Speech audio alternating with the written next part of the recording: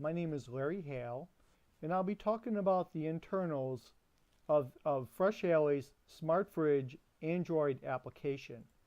The tablet itself is affixed to the front of the Smart Fridge cooler door, and I'll be delving into what's inside the Android application.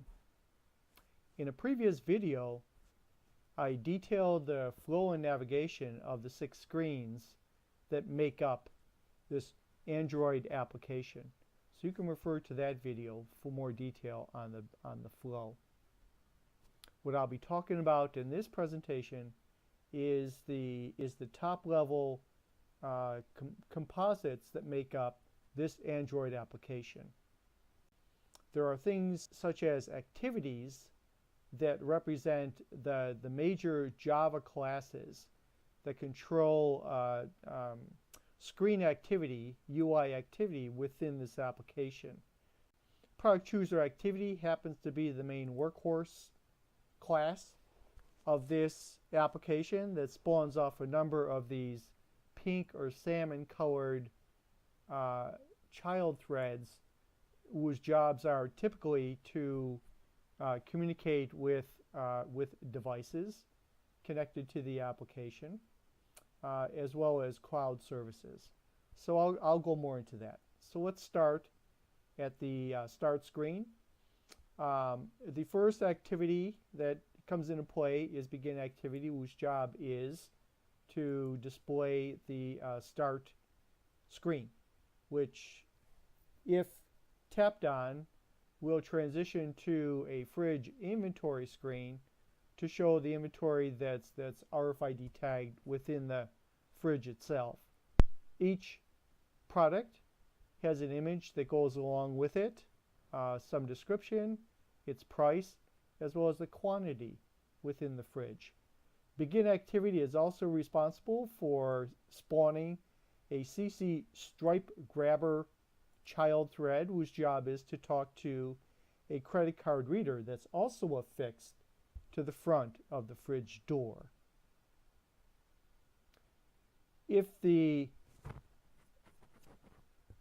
purchaser decides to swipe their credit card, it's the job of the CC stripe grabber to relay that information back up to the Product Chooser activity.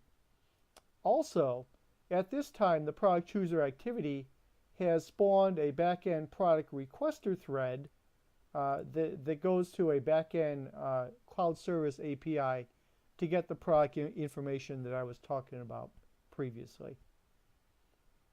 Upon a CC card read, the Product Chooser activity transitions to a receipt activity class, which is relayed all of the product items within the fridge. At this point, the credit card is validated through a receipt creator object, as well as direct communication with the stripe.com cloud service. Also, receipt activity is responsible for transitioning to a receipt option screen, where the user has the options of entering a validated email, a text phone number, or can skip the receipt receival process totally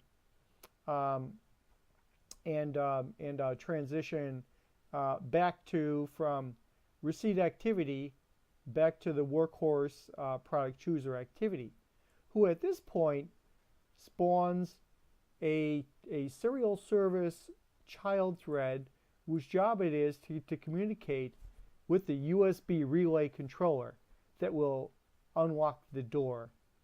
Notice that there's this wait for a thread child here that is being instructed to fire off various wait for it types of events back to Product Chooser activity.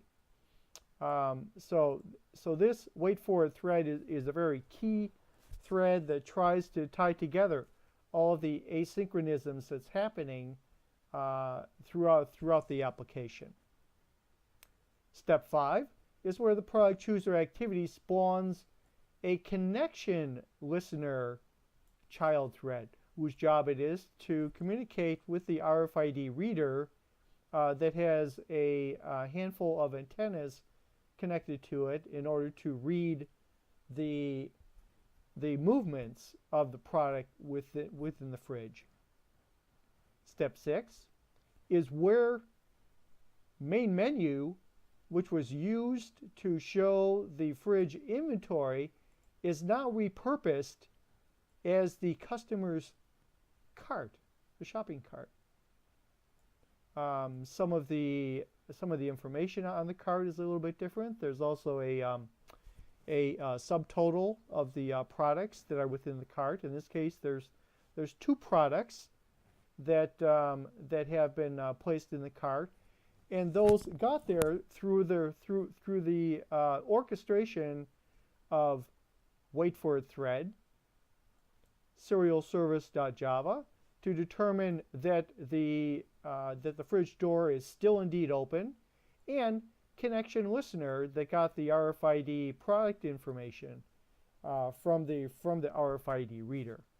So a lot of stuff is happening at this particular point to ascertain a number of possible scenarios and events that the purchaser is doing as they're interacting with the fridge as well as the product within the fridge. Step 7 and 8 is one where 7 is basically, once again, where you're going through a check door sequence. If there's a certain amount of inactivity sensed, once again, wait for it thread comes into play. This screen shows up that will flag the purchaser that they have 30 seconds to acknowledge that they're still trying to make decisions, or the purchaser could have actually walked away with product in hand.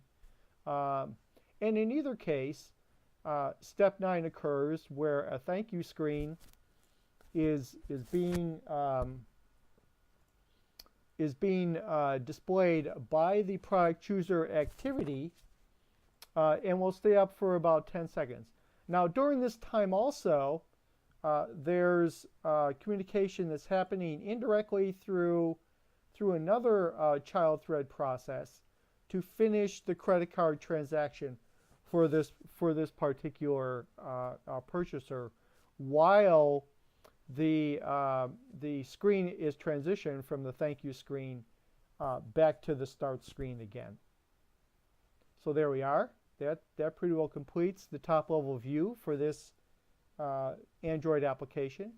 And I thank you for viewing this presentation. I can be reached at lhale@meangreensoftware.com.